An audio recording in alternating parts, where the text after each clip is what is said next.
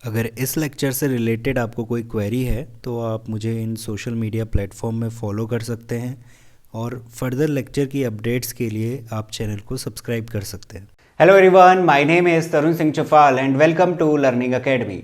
तो आज हम टॉपिक करने वाले हैं मैक्सिमा मिनिमा का, और इस चैप्टर का ये आखिरी टॉपिक होने वाला है और काफ़ी इंपॉर्टेंट भी है, जहाँ से क्वेश्चन बनते रहते हैं। तो इस बार भी पूरे चांसेस है यहाँ से कोई ना कोई क्वेश्चन हमें देखने को मिल सकता है। तो देखिए, मैक्सिमा और मिनिमा का सबसे पहले हम रिवीजन करेंगे, उसके बाद मैं प्रीवियस ईयर के कुछ क्वेश्चन लूंगा लास्ट 5 ईयर्स के, और उसके बाद सैम्पल पेपर में कोई इंपॉर्टेंट क्वेश्चन रहेगा जो कि आने के चांसेस हैं, जो कि एक नया कॉन्सेप्ट हमें समझा रहा होगा उस क्वेश्चन से। तो उस तरीके के क्वेश्चन भी मैं पिक करने की कोशिश करूंगा और यहाँ पे उन्हें सॉल्व कर रहा हूँ। और साथ के साथ मैं ये भी बताऊंगा कि कैसे किसी क्वेश्चन को आपको सॉल्व करना है, क्या अप्रोच लगानी है जिससे आप उस क्वेश्चन का आंसर निकाल पाओ और ज़्यादा से ज़्यादा मार्क्स वहाँ पर गेन कर पाओगे। तो देखिए, सबसे पहले मैं रिवीजन से शुरुआत कर रहा हूँ। यहाँ पे मैंने एक फंक्शन लिया है F X is equal to sine X. जैसा कि टॉपिक का नाम है मैक्सिमा मिनिमा, यानी कि हम फंक्शन की मैक्सिमम वैल्यू और मिनिमम वैल्यू फाइंड कर रहे होते हैं किसी पॉइंट पे। इस बात का ध्यान देना। तो कुल मिला के 4 चीज़ें हमें देखने को मिलेगी। एक तो रहेगी उस फंक्शन की मैक्सिमम वैल्यू, फिर रहता है मिनिमम, फिर पॉइंट ऑफ मैक्सिमा, यानी कि जिस पॉइंट पे उस फंक्शन की वैल्यू सबसे मैक्सिमम अटेन हो रही है वो कहलाता है point of maxima. Similarly point of minima हमें मिल रहा होता है। अब मैंने साइन एक्स का ग्राफ लिया, अभी फिलहाल मैं ले रहा हूँ 0 से लेकर 2 पाई। मान लीजिए आपको एक इंटरवल दिया, क्योंकि यहाँ पे इंटरवल वाले क्वेश्चन भी रहते हैं। कभी कभी इंटरवल नहीं देता, वो पूरी की पूरी रियल नंबर की बात कर रहा होता है। बट अभी फिलहाल मैं मान लेता हूँ कि मेरे पास 0 से 2 पाई का इंटरवल है। ठीक हो गया।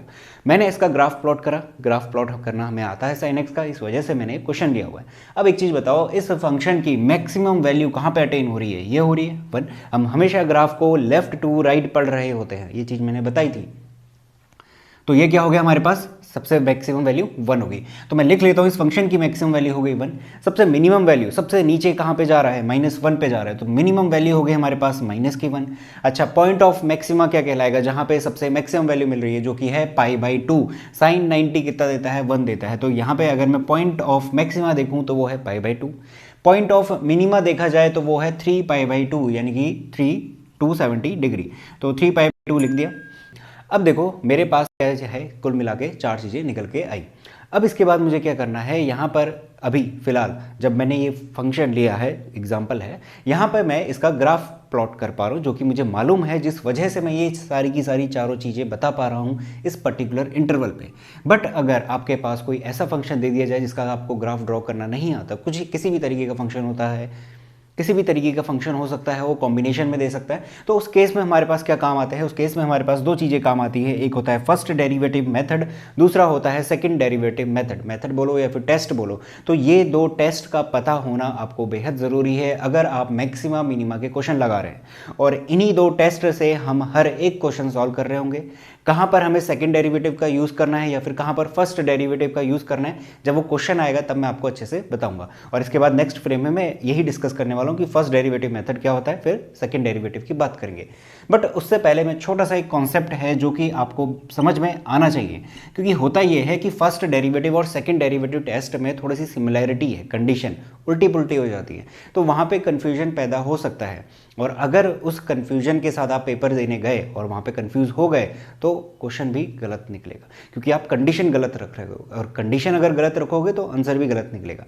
तो उसी कंडीशन वो दिमाग में बैठ जाए कि फर्स्ट डेरिवेटिव की क्या है, सेकंड डेरिवेटिव का क्या है, तो ये कॉन्सेप्ट पता होना चाहिए। इसी कॉन्सेप्ट के मीडियम से मैं आपको इन दोनों के टेस्ट करवाऊंगा। तो देखो, कॉन्सेप्ट ये है कि मान लीजिए मैंने बनाया एक कर्व, मैंने 2 टेंजेंट बनाई। एक टेंजेंट ये है जो कि इस तरीके से जा रही है। अब हमने सीखा था टेंजेंट का स्लोप निकालना। तो स्लोप ऑफ टेंजेंट कैसे निकाल रहे होते हैं? m = tan थीटा से। ये हमने क्लास 11th में सीखा था। थीटा का मतलब क्या है कि ये जो टेंजेंट निकल रहा है ये एक्स एक्सिस के साथ किस तरीके का एंगल बना रहा है। थीटा रखते थे, वो थीटा क्या रखेंगे? 10 की वैल्यू में रखेंगे, और वहां से मुझे स्लोप मिल जाएगा उस लाइन का। अभी फिलहाल क्या है, वो टेंजेंट है। ठीक हो गया। अभी जब हम क्लास 12th में आए, वहाँ पे हमने देखा कि अगर मुझे इस कर्व की इक्वेशन मालूम है तो मैं क्या कर सकता हूँ, dy/dx निकाल सकता हूँ उस पर्टिकुलर पॉइंट पे, जो कि टेंजेंट जहाँ से पास हो रहा होगा। dy/dx निकालूंगा, वो भी मुझे क्या ला कर देगा? वो भी मुझे स्लोप ही ला कर देगा, उस स्लोप का, उस टेंजेंट का स्लोप ला कर देगा। ठीक है, तो थीटा इस तरीके से काम करता है। अब एक चीज़ का ध्यान देना, ये जो थीटा मुझे निकल रहा है, जब भी मेरे पास इस तरीके का मेरे पास क्या रहेगा, टेंजेंट जा रहा होगा, जो कि ऐसा झुका हुआ है 90 से छोटा एंगल, मैं कह सकता हूँ कि थीटा हमेशा क्या रहेगा इस केस में एक्यूट रहेगा, जब भी मेरे पास इस तरीके का स्लोप बन रहा होगा। टेंजेंट की बात कर रहा हूँ। तो ठीक है, यानी कि थीटा है मेरे पास छोटा, लेस देन 90 डिग्री। अब मुझे इतनी चीज़ मालूम है कि अगर मेरे पास फर्स्ट क्वाड्रेंट में कोई चीज़ है, यानी कि एंगल है, जिसको कि मैं 10 वैल्यू निकाल कर दूंगा, तो वो हमेशा क्या मिल रहा होगा, पॉजिटिव मिल रहा होगा, क्योंकि फर्स्ट क्वाड्रेंट है। फर्स्ट क्वाड्रेंट क्या होता है, 90 से छोटे एंगल्स कंटेन करता है, और फर्स्ट क्वाड्रेंट में हर एक ट्रिग्नोमेट्रिक आइडेंटिटी क्या होती है, पॉजिटिव वैल्यू देती है। तो m इज इक्वस टू क्या मिल रहा होगा इस केस में, पॉजिटिव। कब, जब थीटा होगा एक्यूट। तो इस तरीके से इस बात को लिखें, काम आने वाली ये चीज़ें। तो कुल मिलाकर ये चीज़ मिली, ठीक है। दूसरी ऑब्जर्वेशन देख लो। दूसरी ऑब्जर्वेशन मैं लूँगा इस वाले स्लोप, इस वाले टेंजेंट के लिए। अब देखो ये जो टेंजेंट मैंने ड्रॉ करी, ये एक्स एक्सिस के साथ जो एंगल बना रही होगी, ऐसे घूम के आएगा ना, एंटी क्लॉकवाइज डायरेक्शन में लेना है। तो जब ये घूम के आएगा तो ये 90 से बड़ा रहेगा, 90 से बड़ा रहेगा। अब भले ही वो क्या हो, किसी भी तरीके का हो, कुछ ज़्यादा टिल्ट हो जाएगा, कभी थोड़ा सा टिल्ट होगा, बट 90 से ज़्यादा रहेगा। अब जब 90 से ज़्यादा है, यानी कि कौन से क्वाड्रेंट की बात हो रही है, सेकंड क्वाड्रेंट की बात हो रही है। और सेकंड क्वाड्रेंट में अगर उस थीटा को उठाकर आप यहाँ 10 में रख रहे हो, या फिर डिफ्रेंशिएट करो, दोनों बातें सेम होती है, आप यहाँ रखो या फिर डिफ्रेंशिएट करके लाओ, वो इसके लिए भी काम करेगा, यानी कि पॉजिटिव वैल्यू देगा। और अभी जो मैं बात बता रहा हूँ, अगर थीटा तुम्हारे पास 90 से बड़ा है, उसको आप यहाँ रखो या फिर उस कर्व का डेरिवेटिव करो, आपको वैल्यू मिल रही होगी नेगेटिव, क्योंकि हमारे पास सेकंड क्वाड्रेंट में सिर्फ साइन और कोजेक पॉजिटिव रहता है, 10 नेगेटिव रहता है। तो यहाँ पर मैं अगेन यही बात लिखूंगा, dy बाई डी एक्स अगर मैं किसी पॉइंट पे निकाल रहा हूँ, और m का मतलब भी वही है, तो ये मुझे देगा नेगेटिव वैल्यू। कब, जब थीटा हमारे पास क्या है, ग्रेटर देन 90 डिग्री है। तो ये छोटी छोटी ऑब्जर्वेशन है जो कि आपको काम लगने वाली है जब मैं क्वेश्चन करा रहा हूँ, यानी कि जो मेथड है इनको डिस्कस करेंगे। तो स्लोप आपने देख लिया टेंजेंट का, अगर झुकाव इस तरफ है तो मुझे वैल्यू हमेशा मिलेगी पॉजिटिव, और झुकाव इस तरीके से है, यानी 90 से बड़ा है, तो मुझे वैल्यू मिल रही होगी नेगेटिव की। तो ये छोटा सा कॉन्सेप्ट है, इसे ध्यान में रखना। इसके बाद मैं थोड़ा सा डिस्कस करता हूँ लोकल मैक्सिमा, लोकल मिनिमा और एब्सोल्यूट मैक्सिमा, एब्सोल्यूट मिनिमा, क्योंकि इस तरीके के वर्ड देकर भी वो क्वेश्चन बना सकता है, और अगर आपको कन्फ्यूजन रहा इन वर्ड्स में तो दिक्कत हो सकती है, तो उनको भी डिस्कस करते हैं। तो इसे नोट करो, इसके बाद में वही करवाता हूँ। तो नेक्स्ट टॉपिक जो मैं आपको समझाने वाला हूँ वो है लोकल मैक्सिमा, मिनिमा और एब्सोल्यूट मैक्सिमा, मिनिमा के बारे में। इन सब में क्या डिफरेंस रहता है वो देखेंगे, और उसके बाद मैं बताऊंगा कि कैसे हम इसको फाइंड आउट कर रहे होते हैं। तो देखो, एक अगेन मैंने कुछ ग्राफ ले लिया, कुछ इस तरीके का है, ये बढ़ रहा है, फिर घट रहा है, फिर थोड़ा सा और ज़्यादा बढ़ रहा है, ये फिर थोड़ा सा और घट रहा है, कुछ इस तरीके का है। अब सपोज दैट ये जो मैक्सिमम अभी फ़िलहाल यहाँ पे मिल रहा है, ये इस ए बी इंटरवल पे है। उसके बाद ये जो फिलहाल अभी थोड़ा सा मिनिमम गिरा है, ये इस सी डी इंटरवल पे है। और अगेन जब ये ऊपर उठा, जो कि 4 पे जाके बैठ रहा है, मतलब कि 4 पे जाके उठ रहा है, वो इंटरवल है ई एफ का। और आखिरी वाला जो सबसे नीचे गिर रहा है इसके कंपैरिजन में, वो है मेरे पास कितना, जी एच इंटरवल पे, जो कि 0.5 हम लेके चलेंगे, ठीक है। तो ये डैश डैश मैंने खींच लिया इस वजह से, ताकि शो हो सके कि ये जो पॉइंट मिल रहा है मैक्सिमम इन इंटरवल पे मिल रहा है, ठीक है। अब मैं आपको बताता हूँ लोकल मैक्सिमा का क्या मतलब होता है। लोकल यानी कि अपने आसपास, सही है। तो यानी कि अगर मैं ये कहूँ कि ये जो छोटा सा इंटरवल मैंने ए बी लिया, यहाँ पर ये कंप्लीट जो ग्राफ है वो लोकल मैक्सिमा कितना अटेन कर रहा है, क्योंकि ऐसा नहीं है कि ये ग्राफ सिर्फ यहीं पे मैक्सिमम वैल्यू अटेन करेगा, ये आगे चलकर भी अटेन कर रहा है। बट अभी फिलहाल ये बताओ कि इस लोकल एरिया पे, अपने पर्टिकुलर एरिया पे आसपास कितना मैक्सिमम पहुंच रहा है। तो वही छोटा सा इंटरवल जो ए बी है, वहां पर कितना पहुंच रहा है, 3 पे पहुंच रहा है। तो मैं कहूँगा लोकल मैक्सिमम मिल रहा है 3, कहाँ पर, इस पर्टिकुलर इंटरवल पे जो कि है ए बी, यही होता है लोकल मैक्सिमा। यानी कि अपने आसपास के इंटरवल पे अगर कंपेयर कर रहे होंगे हम पूरे के पूरे इंटरवल के साथ, तो पूरा इंटरवल तो हमारे आगे तक जा रहा है, एच तक, ठीक है। तो उतना नहीं करना है, बट लोकल मैक्सिमम में हम सिर्फ इतना देख रहे होते हैं उसके आसपास। सिमिलरली अगर मैं एक और मैक्सिमम देखूं इसमें, जो कि ये है, अब ये अगेन एक छोटे से इंटरवल पे अगर मैं बात करूं जो कि है ई एफ, वहां पर लोकल मैक्सिमा का काम करेगा। तो वही मैंने लिखा 4, कहां पर मिल रहा है, ई एफ इंटरवल पे मिल रहा है। ये जो ग्राफ है ये 4 और ये वाला 3 पे, ठीक है। तो इस तरीके से रफ बनाया हुआ है, ऐसे ही लोकल मिनिमा का काम रहता है। अब यहाँ पर अभी फिलहाल मैं ये जो ग्राफ गिर रहा है सबसे नीचे, कहाँ पर पहुँच रहा है इस पर्टिकुलर इंटरवल पे, तो वो ले लिया मैंने 1। तो यहाँ पे कहूँगा 1 ऑन ए बी।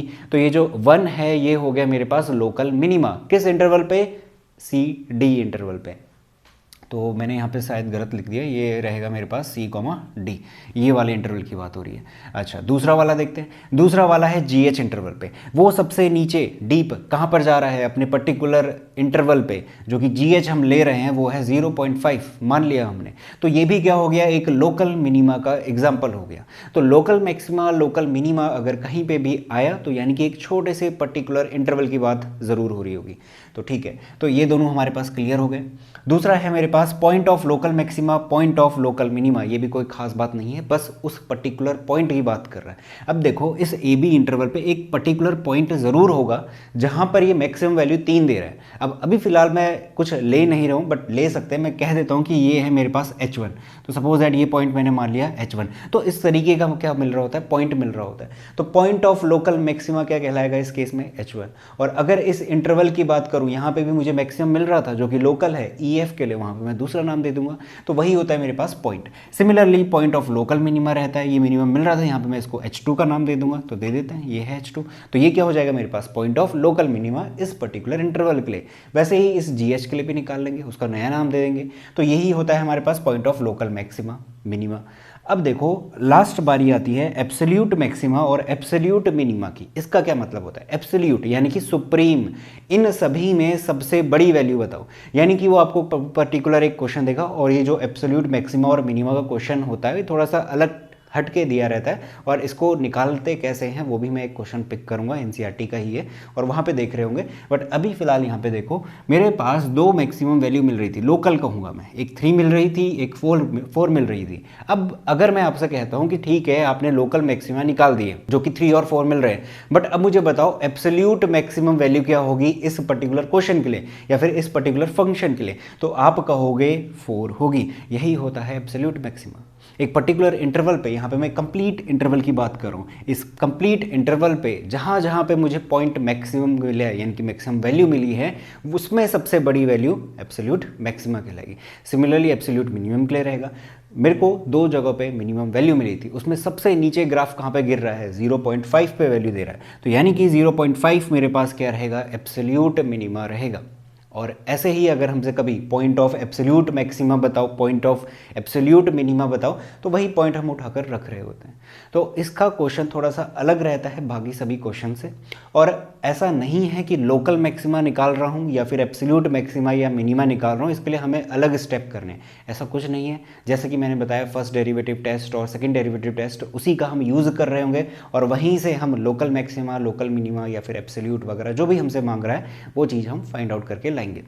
तो आई होप इतनी चीज़ आपको समझ में आ चुकी होगी। इसके बाद मैं आपको फर्स्ट डेरिवेटिव टेस्ट बताता हूँ और फिर उसके बाद सेकंड डेरिवेटिव टेस्ट करेंगे। तो सबसे पहले देखते हैं फर्स्ट डेरिवेटिव टेस्ट, और इसमें हमें क्या करना होता है, अगर सपोज दैट हमारे पास कोई भी फंक्शन गिवन है, किसी भी तरीके का हो सकता है, पॉलिनोमियल हो गया या फिर ट्रिग्नोमेट्रिक फंक्शन हो गया, कुछ भी फंक्शन है, उसका सबसे पहले आप डेरिवेटिव निकाल रहे होगे। तो मैंने निकाल कर रख दिया f'(x), इसको रखोगे आप 0 के इक्वल, और वहाँ से हमें क्या मिल रही होगी, x की वैल्यूज़ मिल रही होगी। अब वो फंक्शन पे डिपेंड करता है कि वो x की वैल्यू मुझे 1 भी मिल सकती है, 2, 3, 4 कितनी भी मिल सकती है। मैंने यहाँ पे सपोज ले लिया 3 मुझे वैल्यू मिल रही है, एक C1, एक C2 और एक C3 लेट कर दिया, क्योंकि मुझे 3 चीज़ें इसमें बतानी है। फर्स्ट डेरिवेटिव टेस्ट से हम 3 चीज़ों का पता कर सकते हैं, किस पे हमें मैक्सिमम मिल रहा है, किस पे मिनिमम मिल रहा है, और कौन सा इन्फ्लेक्शन का है, यानी कि वहाँ पर हमारे पास कोई भी मैक्सिमम या मिनिमम वैल्यू नहीं मिल रही होगी उस पर्टिकुलर पॉइंट पे, जो आखिरी का पॉइंट है। तो वही 3 चीज़ें देखने के लिए मैंने 3 पॉइंट्स मेंशन कर दिए। अच्छा ठीक है, C1 को मैंने नंबर लाइन पे ड्रॉ करवा दिया। अब C1 को जब मैंने नंबर लाइन पे ड्रॉ करवाया तो इसने इस नंबर लाइन को 2 इंटरवल में डिवाइड करा। एक हमारे पास क्या रहता है, इधर कहीं -इन्फिनिटी होगा और यहाँ पे इन्फिनिटी, यानी कि वैल्यूज़ मिलते रहेंगी।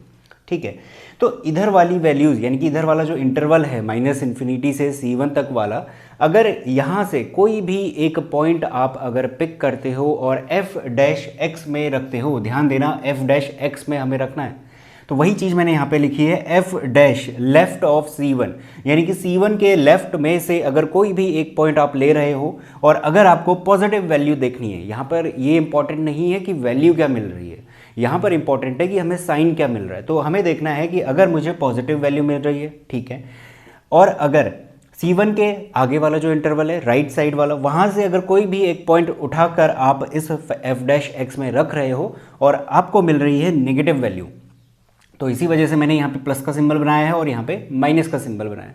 तो क्या होगा कि यहाँ पर हमें मिल रहा होगा मैक्सिमम वैल्यू, कहाँ पर, C1 को। Then C1 is called point of local maxima, यानी कि अगर इस पॉइंट को आप उस फंक्शन में रख रहे होगे जो कि ओरिजिनल फंक्शन होगा, f' में नहीं रखना होता, ओरिजिनल फंक्शन में रखोगे तो वो फंक्शन आपको उस पॉइंट पे मैक्सिमम वैल्यू ला कर दे रहा होगा।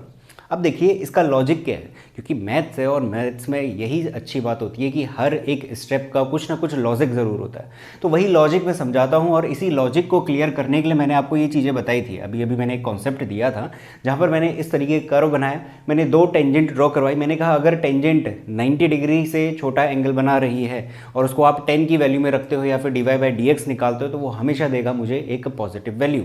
उसी तरीके से अगर टेंजेंट इस तरीके से है जो 90 से बड़ा एंगल बना रहा है तो वहाँ पे मुझे मिल रहा होगा नेगेटिव। अब देखना जब ये कर्व क्या है इस तरीके का बन रहा है, यानी कि ये क्या है, एक इंक्रीजिंग है। मैंने यहाँ पे एक मैक्सिमम पॉइंट जहाँ पे हमें मिल रहा है उसको मैंने C1 मान दिया। अब देखो C1 के अगल बगल मैंने 2 टेंजेंट बनाई। ये वाला टेंजेंट मुझे कैसी वैल्यू ला के देगा, जब मैं इसका dy/dx निकालूंगा या फिर m = tan थीटा निकालूंगा, मुझे देगा ये पॉजिटिव वैल्यू। ये चीज़ मैंने बताई हुई थी। दूसरा वाला जो इस तरीके से जा रहा है ये मुझे देगा कैसी वैल्यू, नेगेटिव वैल्यू, m की मिलेगी नेगेटिव वैल्यू। तो वही सेम चीज़ हम यहाँ पर भी तो कर रहे हैं। यहाँ पर क्या हो रहा है, f'(C1) के इधर वाले यानी कि लेफ्ट साइड से कोई पॉइंट उठाकर मैंने f' में रखा, यानी कि मैं उस पॉइंट पे स्लोप निकाल कर दे रहा हूँ और वो स्लोप की वैल्यू मुझे पॉजिटिव मिल रही है। और अगर ऐसा हो रहा है तो यानी कि जो स्लोप है, यानी कि जो टेंजेंट है वो कैसा एंगल बना रहा होगा, 90 से छोटा, यानी कुछ इस तरीके का डायग्राम रहेगा। और C1 के उधर साइड को जा रहे हैं यानी कि राइट साइड को जा रहे हैं और वहाँ से कोई पॉइंट उठाकर f' में रख रहे हैं तो मुझे मिल रही है नेगेटिव वैल्यू। और नेगेटिव वैल्यू अगर मिल रही है तो कुछ इस तरीके का मेरे पास क्या जा रहा होगा, टेंजेंट। और जब इस तरीके का फिगर मिल रहा है यानी कि जो कर्व है वो कैसी हो रही होगी, इंक्रीज हो रही होगी। तो वही चीज़ मैंने यहाँ पे लिखी हुई है, C1 पे मुझे क्या मिल रही होगी, मैक्सिमम वैल्यू मिल रही होगी। तो यही लॉजिक है, अगर f' अगर आप लेफ्ट से रख रहे हो पॉजिटिव मिलेगा, f' राइट से रख रहे हो तो नेगेटिव मिल रहा है। और अगर ऐसा हो रहा है तो आपको पॉइंट मिलेगा लोकल मैक्सिमा का। तो इस तरीके से आप इस चीज़ को याद रख सकते हो, क्योंकि कन्फ्यूजन से आप जितना बचोगे उतना बेटर है आपके लिए, ताकि आप एग्जाम में अच्छे से परफॉर्म कर सको। दूसरा वाला केस लेते हैं। एक दूसरा मैंने C2 लिया। दूसरा केस ये हो सकता है कि C2 के इधर वाला यानी कि ये जो है -∞ और ये है इन्फिनिटी, यहाँ से लेफ्ट से कोई भी एक पॉइंट लिया, f' में रखा और आपको मिल गई नेगेटिव वैल्यू। दूसरा वाला राइट से पिक करा, इस f' में रखा, आपको मिल गई पॉजिटिव वैल्यू। अब देखो अगर ऐसा हो रहा है यानी कि मेरे पास जो कर्व होगा कुछ इस तरीके का होगा। क्यों होगा, क्योंकि मैंने टेंजेंट बनाया, इसका जो एंगल मिलेगा 90 से बड़ा मिलने वाला है। 90 से बड़ा मिलेगा यानी कि यहाँ पे स्लोप की वैल्यू मिल रही होगी नेगेटिव और यहाँ पर मिल रही होगी पॉजिटिव, क्योंकि हमें एक्स एक्सिस के साथ एंटी क्लॉकवाइज डायरेक्शन में देखना होता है। तो ये भी क्या होगा, 90 से छोटा होगा। इधर वाले की बात कर रहा हूँ तो वो मुझे दे रहा होगा पॉजिटिव वैल्यू। तो वही सेम बात यहाँ पर भी है। लेफ्ट से अगर मैंने रख रहा हूँ, ये है लेफ्ट, तो मुझे नेगेटिव मिल रहा है। राइट से अगर मैं रख रहा हूँ तो मुझे पॉजिटिव मिल रहा है। तो C2 मेरे पास क्या बन जाएगा, पॉइंट ऑफ लोकल मिनिमा बन जाएगा, यानी कि इस पॉइंट को आप इस फंक्शन में रखोगे तो मुझे मिल रही होगी मिनिमम वैल्यू। तो यही है फर्स्ट डेरिवेटिव टेस्ट। इसी तरीके से हमें क्वेश्चन में इसको अप्लाई करना है। मैं अभी करवाऊंगा इसको क्वेश्चन में अप्लाई करवा के। तो ये हो गया मेरे पास दूसरा केस। तीसरा केस क्या हो सकता है, तीसरा केस देखना इंपॉर्टेंट है। C3 अगर मुझे कोई ऐसा पॉइंट मिल गया जिस पे मेरे पास उस पॉइंट के लेफ्ट और राइट दोनों जगह पे मुझे पॉजिटिव वैल्यूज़ मिल रही है या फिर नेगेटिव वैल्यूज़ मिल रही है, यानी कि नो साइन चेंज का केस कह सकते हो, यानी कि साइन चेंज नहीं हो रहा। यहाँ पे साइन चेंज हो रहा है ना, प्लस से माइनस, माइनस से प्लस, यहाँ पे नहीं हो रहा। प्लस है तो वहाँ भी प्लस, यहाँ माइनस है तो वहाँ भी माइनस है। तो ऐसा पॉइंट कहलाता है पॉइंट ऑफ इन्फ्लेक्शन, यानी कि उस पॉइंट पे उस फंक्शन की वैल्यू ना मैक्सिमम मिलेगी ना मिनिमम मिलेगी। तो इस तरीके का केस भी हमें देखने को मिल सकता है और इस तरीके का अगर कोई क्वेश्चन रहा तो उसको भी हम कवर करेंगे। तो ये है फर्स्ट डेरिवेटिव टेस्ट। यहाँ पे जो भी कंडीशंस है मैं ऑलरेडी बता चुका हूँ और उनके पीछे का लॉजिक भी बता चुका हूँ। अगर आपको ये चीज़ रटनी है तो आप बिल्कुल रट सकते हो, बट मैं कहूँगा कि आप कॉन्सेप्ट से इस चीज़ को ध्यान में रखना, वो ज़्यादा देर तक और लंबे समय तक आपको याद रहेगा। तो इसे नोट करो। इसके बाद मैं आपको सेकंड डेरिवेटिव टेस्ट बताता हूँ। तो दूसरा टेस्ट देखते हैं जो कि है सेकंड डेरिवेटिव टेस्ट। काफ़ी आसान सा टेस्ट है, सिर्फ 2 ही कंडीशन का हमें ध्यान रखना है। क्या कहता है, अगर मेरे पास कोई एक फंक्शन है और उसका हमें वही अगेन क्या निकालना है, किस पॉइंट पे मैक्सिमम मिल रहा है, किस पे मिनिमम मिल रहा है, तो वहाँ पर हम सेकंड डेरिवेटिव टेस्ट भी अप्लाई कर सकते हैं। अब कौन सा टेस्ट किस क्वेश्चन में अप्लाई करना है वो तो मैं तब बताऊंगा जब क्वेश्चन हम अटेम्प्ट करेंगे, तो उस चीज़ को अभी छोड़ देते हैं। बट अभी फिलहाल देखो ये फंक्शन है और इसका f' निकालोगे, वही चीज़ यहाँ से आप निकाल रहे होगे कोई पॉइंट्स। अब क्वेश्चन पे डिपेंड करेगा कि पॉइंट कितने निकलेंगे, किसी में 2, किसी में 1, किसी में 3। मैंने यहाँ पे ले लिया कि C1, C2, C3 C3, इस तरीके के मेरे पास क्या मिल रहे हैं, 3 पॉइंट्स मिल रहे हैं। तो सबसे पहला पॉइंट मैं लेता हूं जो कि मैंने ले लिया C1। तो तीसरा स्टेप यहां से इंपॉर्टेंट है, मैंने क्या निकाला, डबल डेरिवेटिव निकाला। ये मेरे पास f डैश एक्स निकला था, डबल डेरिवेटिव निकाला उसी फंक्शन का और उस पर रख दिया C1। और अगर ऐसा करने पे मुझे 0 से छोटी वैल्यू मिल रही है, 0 से छोटी का मतलब अगर मुझे नेगेटिव वैल्यू मिल रही है, तो मैं कहूँगा ये जो C1 है ये क्या है, पॉइंट ऑफ मैक्सिमा है। अब फर्स्ट डेरिवेटिव टेस्ट में जो कंडीशन थी और यहाँ कंडीशन है, सब उल्टी पुल्टी हो जाती है। फर्स्ट डेरिवेटिव में क्या था, C1 को हम सिंपल क्या रख रहे थे, फर्स्ट डेरिवेटिव में रख रहे थे, और अगर मुझे इधर साइड का पॉजिटिव, सॉरी C1 को नहीं रख रहे थे, मतलब C1 के इधर वाले जो भी पॉइंट्स हैं उनको रख रहे थे, और इधर का अगर मुझे मिल रहा है पॉजिटिव और उधर का नेगेटिव f डैश में रखने पे, तो हम कह रहे थे उसे पॉइंट ऑफ मैक्सिमा।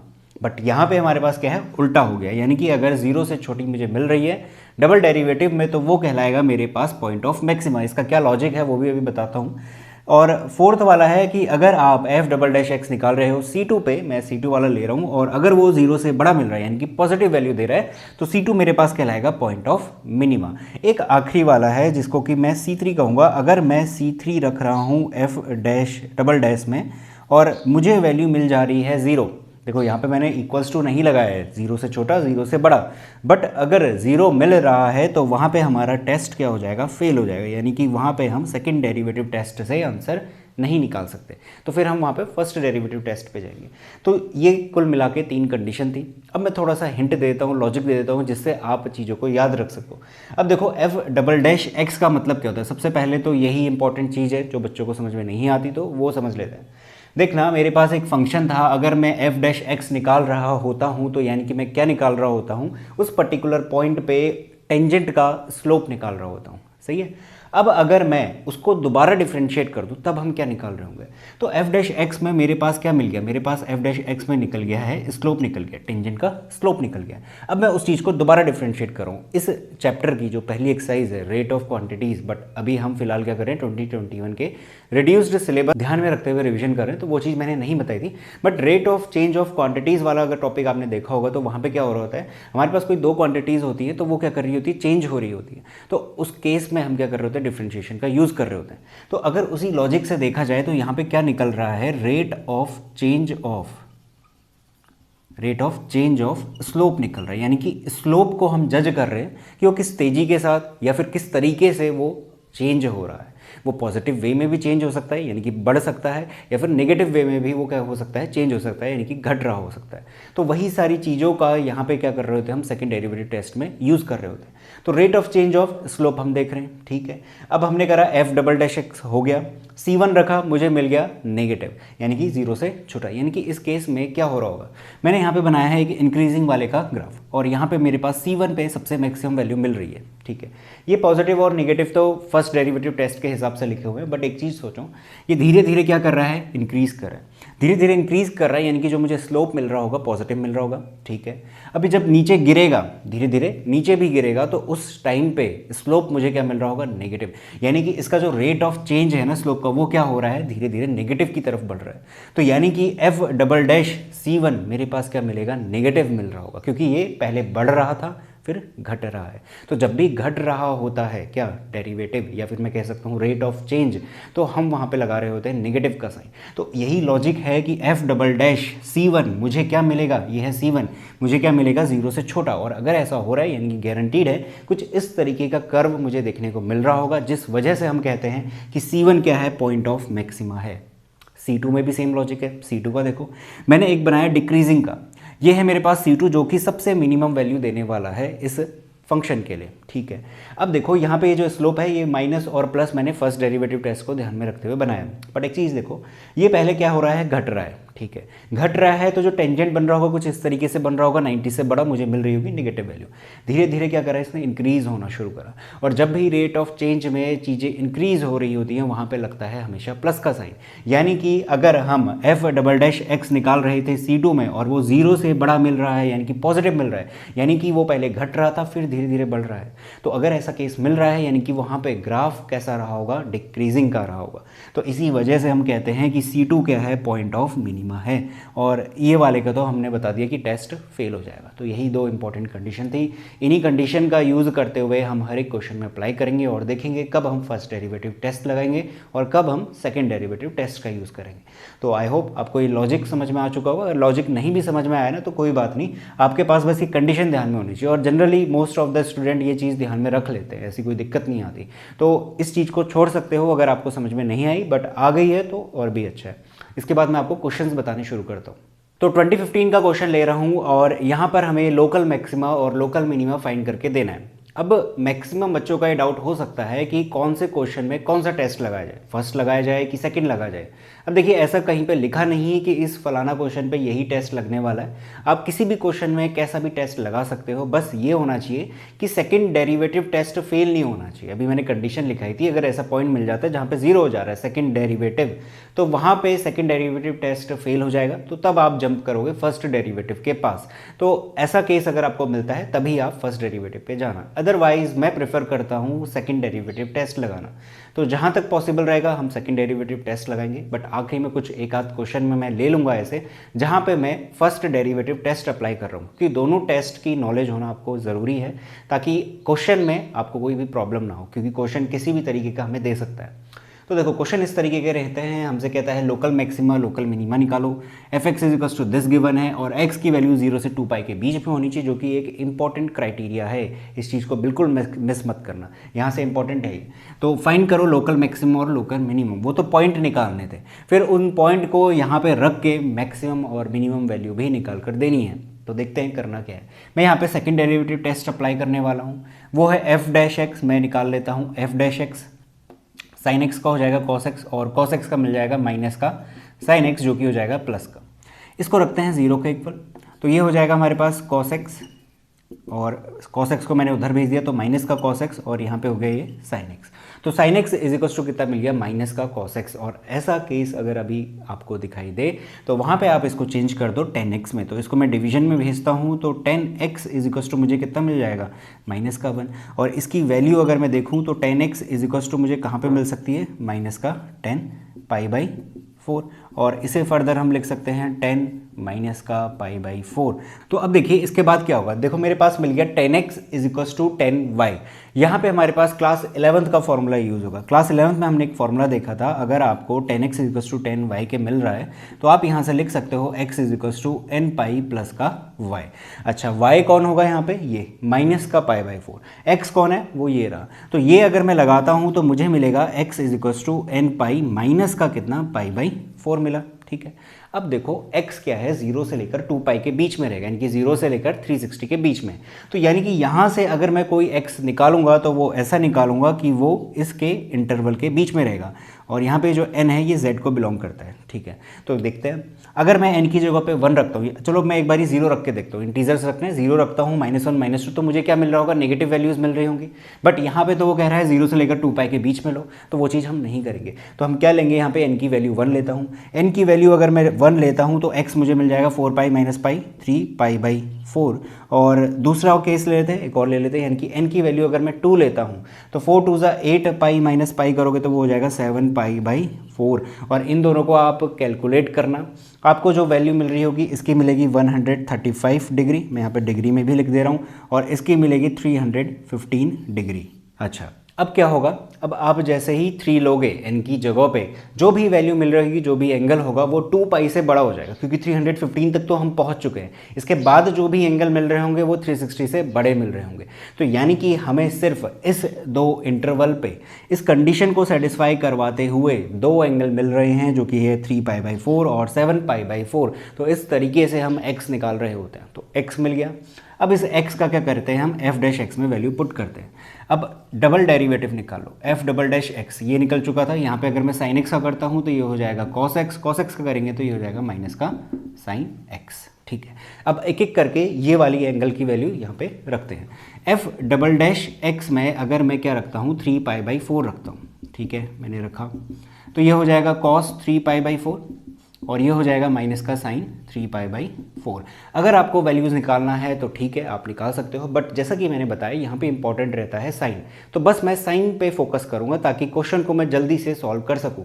अब देखो सिर्फ साइन को कैसे चेक कर सकते हो। अब 3π/4 मैंने बताया 135 डिग्री है। 135 डिग्री कहाँ पर होता है, ये मेरे पास क्वाड्रेंट, ये है मेरे पास 90 से छोटा, ये है मेरे पास 90 से लेकर 180 के बीच में। 135 रहेगा फर्स्ट क्वाड्रेंट में।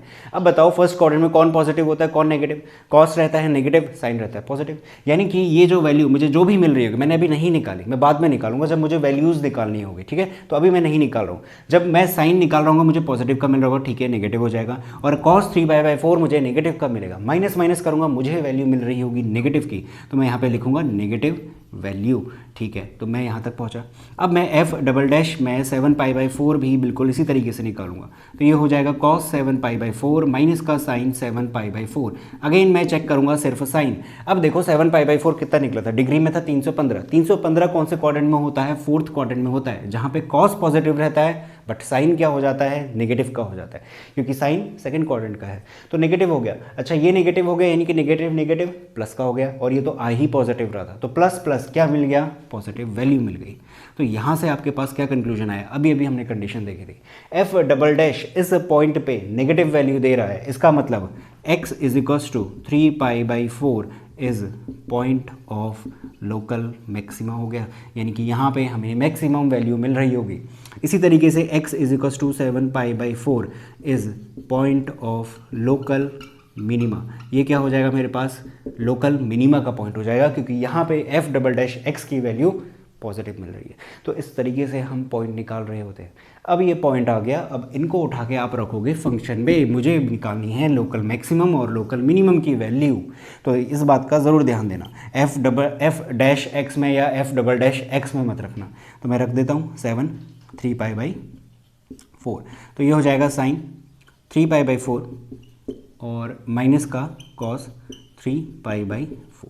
अब देखो इसको सॉल्व कैसे करोगे, इसको सॉल्व ऐसे कर सकते हो, ये है मेरे पास 3π/4 यानी कि कितना 135 डिग्री, तो आप या तो इसमें 90 प्लस कर दो, 90 प्लस थीटा की फॉर्म में लिख लो, या फिर 180 माइनस 45 की फॉर्म में लिख लो। तो ये सारी चीज़ें हम कर चुके, तो अगर मैं इसको लिखूंगा साइन पाई माइनस π/4 बिल्कुल लिखा जा सकता है, ठीक है। तो ये सारी चीज़ें हम 11th में देख चुके हैं, ये चीज़ें आनी चाहिए। अब माइनस का कितना हो जाएगा, कॉस, यहाँ पे भी सेम कर सकते हो आप यहाँ पे भी लगा लो पाई माइनस π/4। अब यहाँ पे मिलेगा मुझे 180 है, 180 पे क्या नाम चेंज होता है, नहीं होता है। साइन का मुझे क्या मिल रहा होता है, सिर्फ साइन मिल रहा होता है। और ये कौन सा क्वाड्रेंट है, दूसरा क्वाड्रेंट है, और दूसरे क्वाड्रेंट में साइन पॉजिटिव रहता है, तो मेरे पास कोई साइन चेंज नहीं रहेगा, ये मिलेगा साइन π/4 माइनस का। अच्छा कॉस का नाम चेंज नहीं होगा क्योंकि पाई है, साइन ज़रूर चेंज हो जाएगा क्योंकि ये क्वाड्रेंट कौन सा है, सेकेंड है, तो कॉस माइनस प्लस का कितना हो जाएगा, कॉस π/4, और दोनों की वैल्यू होती है 1/√2 प्लस 1/√2, जो कि हो जाएगा 2/√2। फर्दर इसको आप रेशनलाइज करके भी वैल्यू निकाल सकते हो। तो मेरे पास कुल मिलाकर ये मैक्सिमम वैल्यू मिलेगी किस पे, 3π/4 पे। सिमिलरली आप निकाल रहे होगे 7π/4 पे, 7π/4 पे निकाल लेता हूँ, ये हो गया साइन 7π/4 माइनस का कॉस 7π/4, जिसकी की वैल्यू हमें मिल रही है माइनस का √2। बिल्कुल इसी तरीके से फाइंड करोगे, ये सबसे सिंपल है। 7π/4 यानी कितना 315 डिग्री, इसको आप करोगे 270 प्लस 45, 270 पे दोनों के नाम चेंज हो गए, साइन का हो जाएगा कॉस, कॉस का हो जाएगा साइन, और वहीं से हमारे पास वैल्यू मिल रही होगी माइनस का √2, जो कि आपको बहुत ही अच्छी तरीके से आती है। हमें यहाँ पे क्या समझना था कि कैसे हम टेस्ट को अप्लाई कर रहे होते हैं, जो चीज़ मैं आपको बता चुका हूँ। तो इसी तरीके से हम हर एक क्वेश्चन में इन सभी को अप्लाई करेंगे और अपने आंसर्स फाइंड आउट करेंगे। तो इसे नोट करो, इसके बाद मैं आपको नेक्स्ट क्वेश्चन बताता हूँ। तो अगला क्वेश्चन ले रहा हूँ जो कि है 2016 का, और यहाँ से जो है ये इंपॉर्टेंट टाइप के क्वेश्चन कह सकते हो, क्योंकि ये भी आते हैं और जब पिछला क्वेश्चन करा था उस टाइप के भी दोनों तरीके के क्वेश्चन देखने को मिलते हैं। बट प्रॉब्लम मैक्सिमम बच्चों को होती है इस तरीके की क्वेश्चन में, क्योंकि समझ नहीं आ रहा होता है कि कैसे इस क्वेश्चन को अटैम्प्ट करा जाए, क्या अप्रोच हमें लगानी है। तो अप्रोच वगैरह सब कुछ मैं डिस्कस करूँगा, और मैंने पहले ही सॉल्व करके लिख दिया है ताकि हम सबका टाइम बचे। तो देखो करना क्या है, पहले तो क्वेश्चन को समझा करो, उसके बाद करने होते हैं इसमें 3 हिस्से। 3 हिस्से क्या है, क्या चीज़ गिवन है, क्या हमें फंक्शन बनाना है और क्या हमें प्रूव करवाना है। अब देखो फंक्शन इसलिए लिया क्योंकि यहाँ पे हम यूज़ करेंगे second derivative test. Second derivative test में क्या होता है कि हमारे पास एक फंक्शन रहता है, उसको 2 बार डिफरेंशिएट करते हैं, फिर आगे की जो भी प्रोसीजर है वो सॉल्व कर रहे होते हैं। तो यानी कि इस तरीके के क्वेश्चन जब बनते हैं तो हमें ध्यान देना होता है कि फंक्शन कौन सा है, यानी कि किसे हमें मैक्सिमम करवाना है और किसे हमें मिनिमम करवाना है, वही हमारा फंक्शन रहेगा। तो वही सारी चीज़ें हमें ढूंढनी होती है। करते हैं इसको। कहता है show that altitude of right circular cone. तो मैंने एक राइट सर्कुलर कोन बना दिया जिसका कि कुछ एल्टीट्यूड है। इस केस में एल्टीट्यूड क्या होगा, ये r प्लस एक्स। अब ये r वगैरह कहाँ से आया, अभी क्वेश्चन रीड करते हैं। ऑफ मैक्सिमम वॉल्यूम, देखना ये इंपॉर्टेंट है, वॉल्यूम क्या है, मैक्सिमम किसका, कोन का। That can be inscribed in A sphere of radius r, एक स्पेयर के अंदर इंस्क्राइब्ड है जो कि है रेडियस r की, इज कितना 4r/3। यानी कि कुल मिला के इस कंप्लीट लाइन का मतलब इतना है कि हमारे पास एक राइट सर्कुलर कोन है जिसका कि मैक्सिमम वॉल्यूम होने वाला है, और प्रूव करो कि उसका जो एल्टीट्यूड है यानी कि हाइट है, जिसको कि मैं r प्लस एक्स कहूँगा, वो किसके बराबर आ रही है, 4r/3 के बराबर आ रही है। और स्मॉल r का मतलब है रेडियस ऑफ स्पेयर। तो उसी को ध्यान में रखते मैंने ये स्पेयर बनाया, उसके अंदर मैंने कोन रख दिया। ये बीचों बीच का पॉइंट है, अगर यहाँ को और यहाँ को ज्वाइन करवाता हूँ तो वो रेडियस आएगी स्पेयर की, ठीक है। तो ये आर, ये आर। अच्छा, इसकी जो बची हुई हाइट थी कोन की वो मालूम नहीं थी तो वो x ले लिया। रेडियस कितना है इस कोन का वो मालूम नहीं था तो वो हमने y ले लिया। तो कंप्लीट डायग्राम इस तरीके से ड्रॉ करना। तो पहले तो डायग्राम पे फोकस रखा करना, उसके बाद ये 3 चीज़ें। अच्छा, 3 चीज़ें क्या हैं, क्या चीज़ गिवन है। अब देखना गिवन का मतलब यहाँ पे ये रहेगा कि कांस्टेंट कौन है, यानी कि उस पूरी बात में जो भी हमें क्वेश्चन बोला गया है, जो भी हमसे डायग्राम बनाने को कह रहा है, उस पूरी बात में कौन कांस्टेंट रहने वाला है, यानी कि ऐसा कौन सा पैरामीटर है जो कि ना बढ़ेगा ना घटेगा, वो कांस्टेंट रहेगा। तो इस केस में देखो जो उसने बोला inscribed in A sphere of radius r, उसने दी ना रेडियस हमें किसकी, स्पेयर की। और स्पेयर यहाँ पे क्या है, कांस्टेंट का काम करेगा, उसकी रेडियस कांस्टेंट का काम करेगी, वो ना घट रही होगी ना बढ़ रही होगी। बस हमें क्या ध्यान रखना है कि कोन का जो है वो वॉल्यूम हमें मैक्सिमम करवाना है। तो स्पेयर हमारे पास क्या रहेगा, रेडियस r ऑफ स्पेयर। मैंने ये ले लिया गिवन की कैटेगरी में। तो आप इस तरीके से इन चीज़ों को कैटेगराइज कर सकते हो। क्वेश्चन आसान बन जाएगा अगर इस तरीके से कैटेगरी में आप डिवाइड कर रहे हो। वो अलग बात है कि अगर आप इस चीज़ को फेयर में नहीं लिखना चाहते एज इट इज़, जैसे कि मैंने लिखा है गिवन फंक्शन टू प्रूफ वगैरह वाली बातें, तो आप उस चीज़ को स्किप कर सकते हो। बट 3 चीज़ों में हमें डिवाइड करना है, इस बात का ज़रूर ध्यान देना। अच्छा, तीसरा क्या है, दूसरा मैं ढूंढने जाऊंगा फंक्शन। फंक्शन यानी कि किसे हमें मैक्सिमम करना है। यहाँ साफ साफ लिखा है maximum volume that can be inscribed, और किसकी बात चल रही थी, आगे से लाइन पढ़ोगे तो बात चल रही थी कोन की, यानी कि जो वॉल्यूम ऑफ कोन होता है कितना होता है, 1/3 पाई r स्क्वायर h। तो वही चीज़ मैंने यहाँ पे लिखी, यानी कि इसे हमें मैक्सिमम करवाना है। तो ये कौन होगा, फंक्शन का काम करेगा।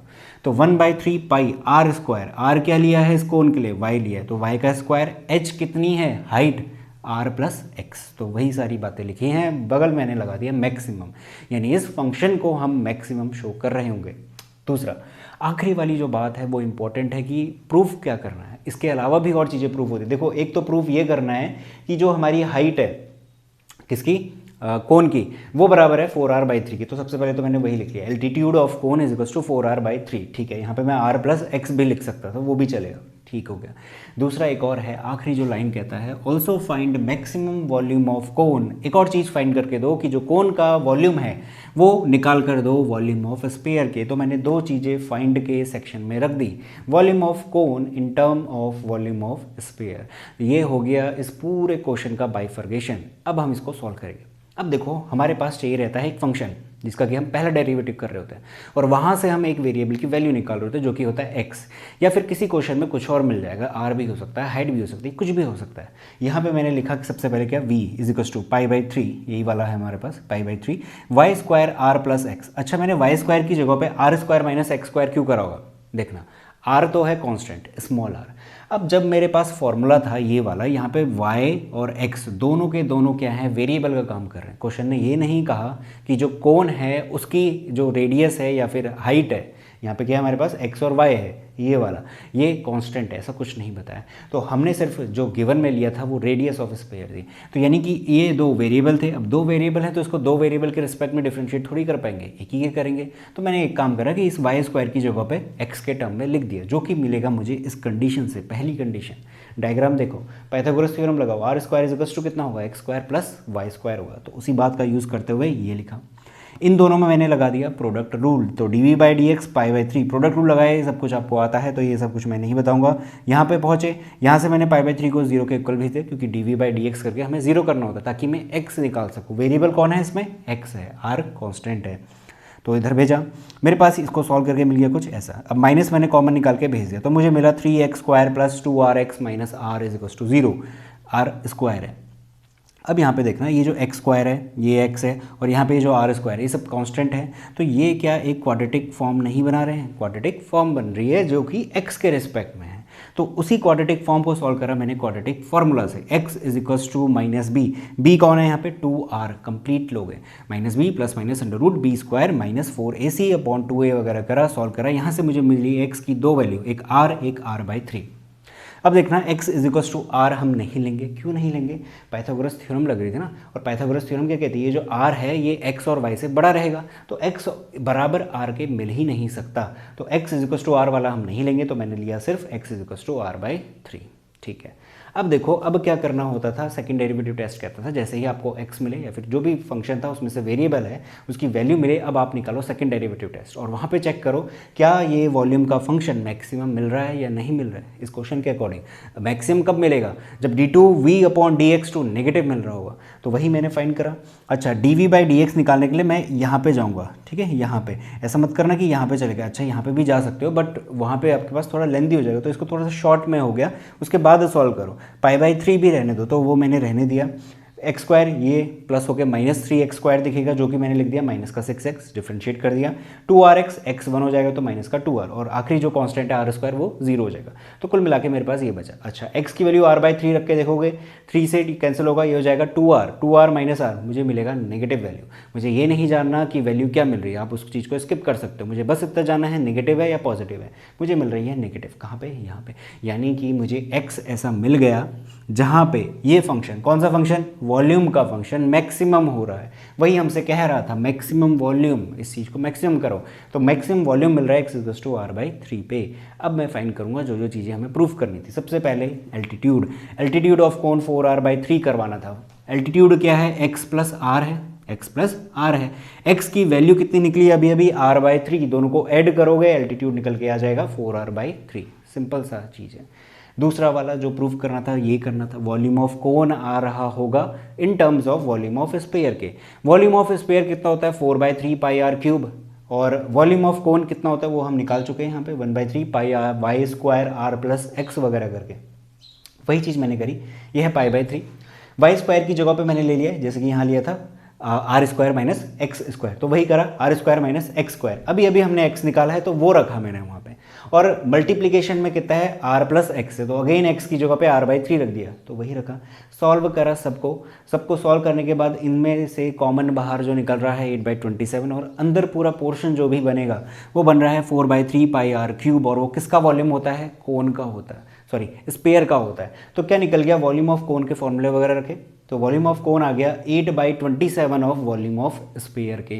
तो यही चीज़ वो हमसे मांग रहा था कि कोन को लिखो स्फीयर के टर्म्स में, वॉल्यूम को।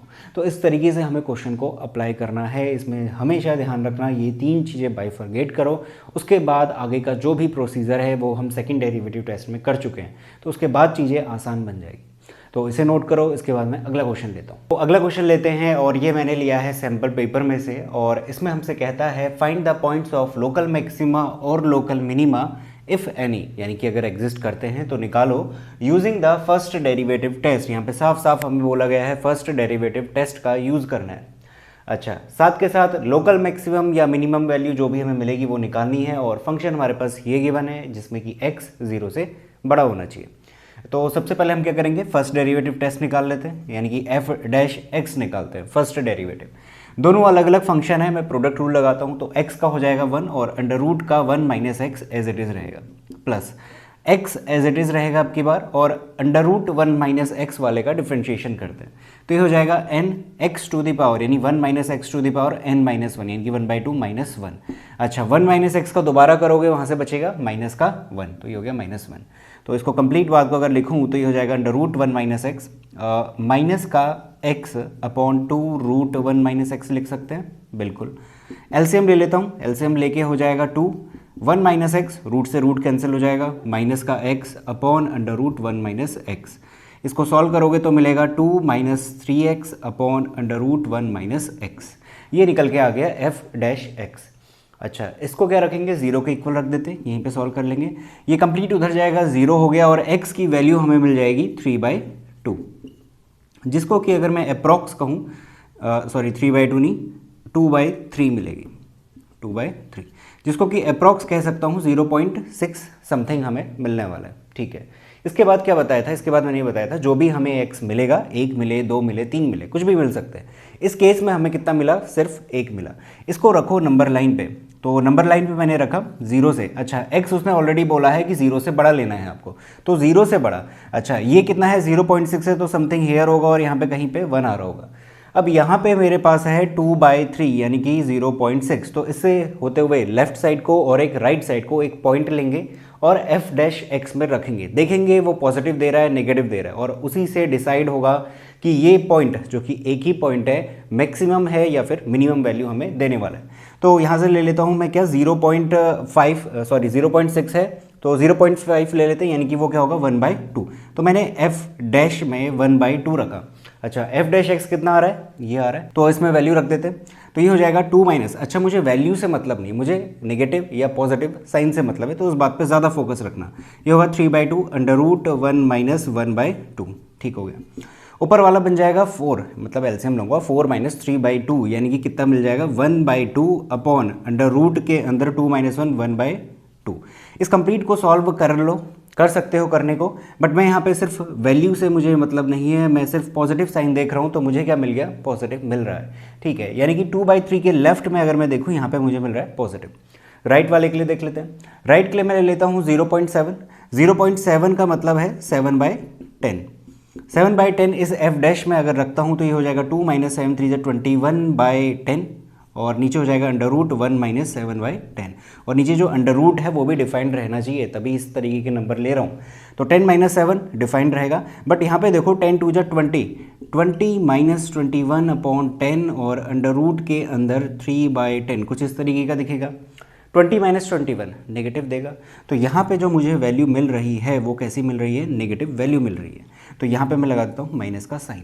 अब देखो जो मेरा साइन है कैसे चेंज हो रहा है, पॉजिटिव से नेगेटिव में हो रहा है, किस पॉइंट पे, x इज इक्वल टू 2/3 पे, यानी कि ये कैसा पॉइंट हो गया, पॉइंट ऑफ मैक्सिमा हो गया, क्योंकि मैक्सिमम के केस में हमने जाना था कि अगर हमारा साइन पॉजिटिव से नेगेटिव में चेंज हो रहा है तो वो पॉइंट हमारा पॉइंट ऑफ मैक्सिमा कहलाएगा। तो पॉइंट ऑफ मैक्सिमा हमें मिल गया 2/3। अब इस फंक्शन की वैल्यू निकाल दो इस 2/3 पे, फंक्शन मेरे पास था ये, तो मैं इस फंक्शन में अगर 2/3 रखता हूँ तो ये कुछ ऐसा मिलेगा, 2/3 अंडर रूट के अंदर 1 माइनस 2/3, जो कि हो जाएगा 2/3 इंटू 3 माइनस 2 1 अपॉन रूट 3, तो इसको आप लिख सकते हो 2/3 रूट 3, और अगर फर्दर रेशनलाइज करके सॉल्व करना चाहते हो तो वो भी कर सकते हो। तो फर्स्ट डेरिवेटिव टेस्ट इतना आसान है और इसी तरीके से हम हर एक क्वेश्चन में अप्लाई कर रहे होंगे जहाँ पर भी हमसे फर्स्ट डेरिवेटिव टेस्ट का जिक्र करेगा। तो इसे नोट करो, इसके बाद मैं अगला क्वेश्चन लेता हूँ। तो अगला क्वेश्चन ले रहा हूँ जिसमें हम एब्सोल्यूट मैक्सिमम और मिनिमम वैल्यू फाइंड आउट कर रहे होंगे, यानी कि अगर इस तरीके का क्वेश्चन अगर आपको कहीं पे मिलता है जहाँ पे एब्सोल्यूट की बात कर रहा है तो उसे कैसे सॉल्व करना है वो देखिए। अब देखिए इस क्वेश्चन की क्या खास बात रहेगी कि आपके पास एक फंक्शन गिवन होगा और साथ के साथ एक इंटरवल भी गिवन रहेगा। तो आप यहाँ पे फाइंड कर रहे होंगे सबसे पहले f डैश x, तो वही चीज़ मैं यहाँ पे निकाल लेता हूँ। ये हो जाएगा 3 2 6x² माइनस 30x प्लस 36। इस f डैश x को निकालने के बाद इसे 0 के इक्वल रख देना और वहाँ से x की वैल्यू निकालना। तो इसको अगर मैं सॉल्व करता हूँ, 6 को कॉमन ले लेता हूँ, तो ये हो जाएगा 5x plus 6 is equal to 0। Quadratic equation है, सिंपल मिडिल टर्म स्प्लिटिंग या फिर क्वाड्रेटिक फॉर्मूला लगाकर इसकी वैल्यू मिल रही है 2,3। तो ये चीज़ आपको बनानी है, ठीक है। अब हमारे पास क्या आ गए, 2 पॉइंट्स आ गए। ये क्या है, एक तरीके से क्रिटिकल पॉइंट्स हैं। करना क्या होता है, यहाँ पे हमारे पास वैल्यू निकालनी होती है फंक्शन की, ध्यान रहे फंक्शन की वैल्यू निकालनी है, f डैश x की नहीं। फंक्शन की वैल्यू निकालनी होती है इन पॉइंट्स पे जो भी आपको मिलेगा 0 करने के बाद, और साथ के साथ उस इंटरवल का जो एंड पॉइंट है, जैसे कि इसमें है 1 और 5, वहाँ पर भी आप क्या कर रहे होगे, इस फंक्शन की वैल्यू निकाल रहे होगे। और जहाँ पर भी हमें मैक्सिमम वैल्यू दिखेगी वो हमारा बन जाएगा एब्सोल्यूट मैक्सिमम, और जहाँ पर मिनिमम दिखेगा वो बन जाएगा एब्सोल्यूट मिनिमम, यानी कि सबसे बड़ी वैल्यू इस पूरे इंटरवल में वो रहने वाली है, या फिर मिनिमम वैल्यू के साथ भी सेम केस रहेगा। तो यही तरीका है इस तरीके के क्वेश्चन को करने का। अब देखो एंड पॉइंट्स मैंने लिख लिए 1 5 और बाकी के बचे 2, 3 भी लिख लेता हूँ। तो इन पे हमें क्या करनी है, फंक्शन की वैल्यू निकालनी है। फंक्शन मेरे पास है 2x³ माइनस ये सब कुछ है, मैंने 1 रखा तो मेरे पास मिल रहा है 24, मैंने 2 रखा अगेन इसी में तो 29, 3 रखा तो 28 मिल रहा है और 5 रखा तो मुझे 56 मिल रहा है। अब देखो इन सब में सबसे मैक्सिमम कहाँ पे मिल रहा है, मुझे मिल रहा है 56 वैल्यू, तो ये हो जाएगा एब्सोल्यूट मैक्सिमम वैल्यू। और साथ के साथ अगर मुझसे पॉइंट पूछता है तो वहाँ पर मेरे पास पॉइंट क्या रहेगा, 5 रहेगा, यानी कि इस 5 पे मुझे इस फंक्शन की एब्सोल्यूट वैल्यू मिल रही है। दूसरा देखते हैं, और इनमें सबसे लेस कौन सा है, सबसे लेस है मेरे पास 24, जो कि किस पे मिल रहा है, 1 पे मिल रहा है। तो 24 क्या हो जाएगा, एब्सोल्यूट मिनिमम वैल्यू हो जाएगी। तो जब भी आपके पास एब्सोल्यूट से रिलेटेड कोई भी मैक्सिमम या मिनिमम वैल्यू दे, यानी कि फाइंड आउट करने के लिए दे, और वहाँ पर साथ के साथ इंटरवल भी होना चाहिए, तो वहाँ पर हम इसी तरीके से क्वेश्चन को सॉल्व करके आंसर लाएंगे। तो वहाँ पे हमें फर्स्ट डेरिवेटिव टेस्ट या फिर सेकंड डेरिवेटिव टेस्ट इस तरीके की लगाने की ज़रूरत नहीं है, वहाँ पे हम ऐसे ही सॉल्व करेंगे। तो इसे नोट करो, इसके बाद मैं आपको दूसरा क्वेश्चन बताता हूँ। तो अगला क्वेश्चन ले रहा हूँ, ये है 2017 में आया हुआ क्वेश्चन, बेहद ही आसान क्वेश्चन है। बस आपको इस तरीके क्वेश्चन में ये ध्यान दो, जो 3 बातें मैंने आपको बताई है, क्या गिवन है वो देखो, फंक्शन किसे हमें मैक्सिमम या मिनिमम करना है वो देखो, और आखिरी में देखो क्या चीज हमें प्रूफ करनी है। तो इस क्वेश्चन में क्या है, show that area of closed cuboid with square base. तो हर एक बात का मतलब समझते हुए चलिए, हमें एक क्लोज्ड क्यूबॉइड लेना है। क्यूबॉइड का मतलब रहता है उसमें लेंथ होगी, ब्रेथ होगी और हाइट होगी, तो वो उसमें क्या होना चाहिए, स्क्वायर बेस रहना चाहिए, यानी कि जो बेस है, लेंथ और ब्रेथ है, वो सेम होनी चाहिए। तो अगर मैं ये क्यूबॉइड ले रहा हूँ जिसमें कि ये मेरे पास लेंथ है, ये ब्रेथ है, तो मैंने दोनों को क्या ले लिया, एक्स और एक्स ले लिया, क्योंकि बेस क्या रखना है, स्क्वायर का रखना है। स्क्वायर का क्या मतलब होता है, साइड बराबर रहेंगी। तो एक्स और एक्स लेंथ और ब्रेथ हो गई। हाइट के बारे में कुछ नहीं कह रहे, तो हाइट मैंने क्या मान ली, वाई मान ली, तभी तो क्यूबॉइड फॉर्म होगा। ठीक है, with square base and given volume. अच्छा, इसका जो गिवन वाली बात है वो क्या है, वॉल्यूम गिवन है, यानी कि वॉल्यूम जब हम निकालते हैं length into breadth into height, तो वो चीज क्या है, कांस्टेंट है, यानी कि गिवन है। तो वॉल्यूम गिवन रहेगा और क्या रहना चाहिए, मिनिमम। अच्छा, मिनिमम कौन रहेगा, जो हमारे पास एरिया है, एरिया ऑफ क्लोज्ड क्यूबॉइड, वो क्या रहेगा, मिनिमम रहेगा। और ऐसा कब हो रहा होगा, जब वो क्या होगा, एक क्यूब फॉर्म कर रहा होगा। अब इन सब बातों को मैं यहाँ पे लिखने वाला हूँ। क्या लिखा हुआ है, मैंने ले लिया कि बेस क्या है, एक्स है, और हाइट क्या है मेरे पास, वाई है, तो वही सेम चीज मैंने वहां पे लगा दी।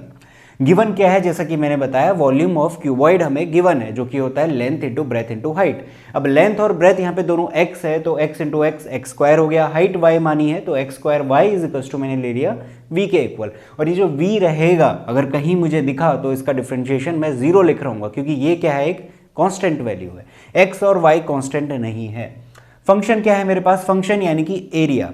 एरिया क्या होता है, 2 multiply L B B H plus H L कर रहे होते हैं, तो वही सारी चीज मैंने यहाँ पे लिखी है। और इस बात को, यानी कि X Y plus Y X जो मिल रहा है, इसको 2 टाइम्स ऑफ एक्स वाई लिख सकते हैं। ये है मेरे पास एल बी। एल बी क्या है, लेंथ और ब्रेथ, दोनों को एक्स एक्स है, तो एक्स स्क्वायर हो गया। बी एच है प्लस एच एल, तो मेरे पास जो सरफेस एरिया का फंक्शन रहा वो ये रहा। और इसी को हमें क्या करवाना है, मैक्सिमम हमें शो करवाना है, सॉरी मैक्सिमम नहीं है, मिनिमम हमें शो करवाना है। तो मैं यहाँ पे लिख लेता हूँ कि हमें इसे मिनिमम शो करवाना है। उसके बाद हमें प्रूफ क्या करवाना है, प्रूफ ये करवाना है कि जो क्यूबॉइड है, ये क्यूबॉइड नहीं, ये एक क्यूब है, तभी जाके इसका जो सरफेस एरिया है वो मिनिमम मिल रहा है। तो क्यूब कब बनेगा, जब मेरे पास ये दोनों बराबर हैं और ये जो y है, जो हाइट है, वो भी बराबर हो जाए, तभी जाके एक क्यूबॉइड क्या कहलाता है, क्यूब कहलाता है। तो हमें ये प्रूफ करना होगा कि x बराबर रहेगा y, यानी कि ये क्या बन जाएगा, एक क्यूब बन जाएगा। तो देखो हमारे पास जो फंक्शन है, कौन है, सरफेस एरिया है, s इज इक्वल टू 2, ये सब कुछ लिखा। अच्छा, ये 2 वेरिएबल की फॉर्म में था, x और y भी दिख रहा था, तो y को मैंने चेंज कर दिया x में। कहाँ से करेंगे, जो चीज़ मुझे गिवन है, y इज इक्वल टू क्या लिखा जाएगा, v अपॉन एक्स स्क्वायर, तो वही चीज़ मैंने यहाँ पे लिखी। ये कैंसिल होगा, मुझे ये दिखेगा। ds बाई dx निकाल रहे होंगे, आपको पता है एक्स स्क्वायर का करेंगे तो 2 टाइम्स ऑफ 4x हो जाएगा, प्लस 4b, x की पावर क्या है, -1 की फॉर्म में लिखेंगे, n x की पावर n-1। कंप्लीट को सॉल्व करोगे, 4x minus 4v upon X square is equal to 0 के इक्वल रखेंगे, ताकि हमें x मिल सके।